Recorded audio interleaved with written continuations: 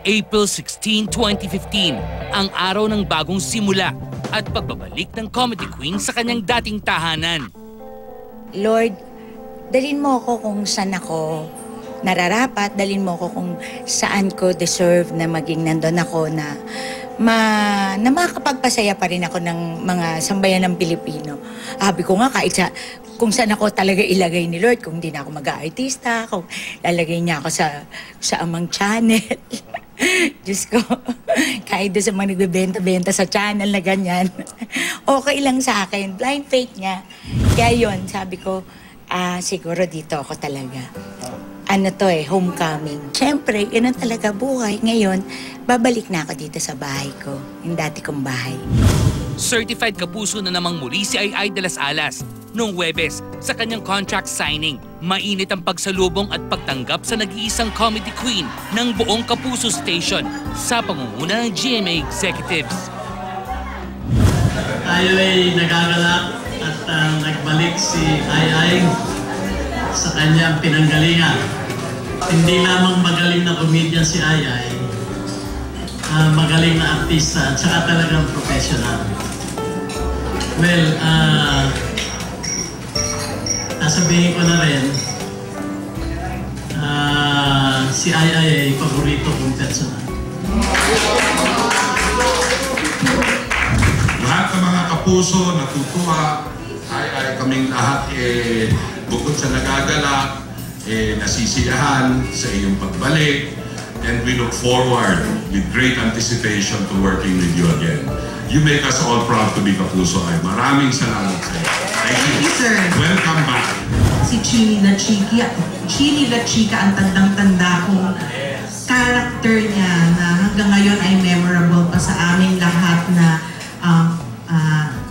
din dito sa GMA, nagtrabaho sa GMA, and we are very, very excited. I have returned. Nandito na po ako ulit sa aking dating tahanan. Hindi maiiwasang intrigahin ang kanyang pagbabalik Kapuso. May mga isyong lumalabas na ang alitan nila ni Chris Aquino ang isa sa dahilan ng pag-alis niya sa kanyang dating estasyon. Ano ba gusto niyo isagot ko? Oo! Hindi, joke lang. Joke na talaga yan? Oo, hindi naman. Ano ba? Di ba nagkabati na nga kami ng kasal ni Kambal? So, yun na yun. Nagkabati na kami, okay na yun. Siyempre, iba na ngayon. Dahil una sa lahat, hindi na kami roommates. Magkapit-bahay na lang kami. Kasi nandito na ako, nandun na siya. Siyempre, iba na yun.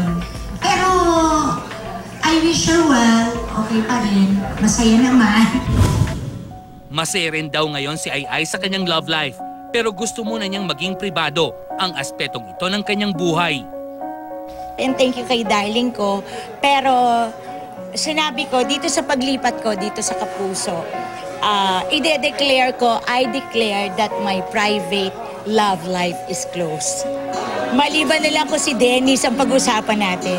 Pero yung aking love life ay closed na po. Will remain private.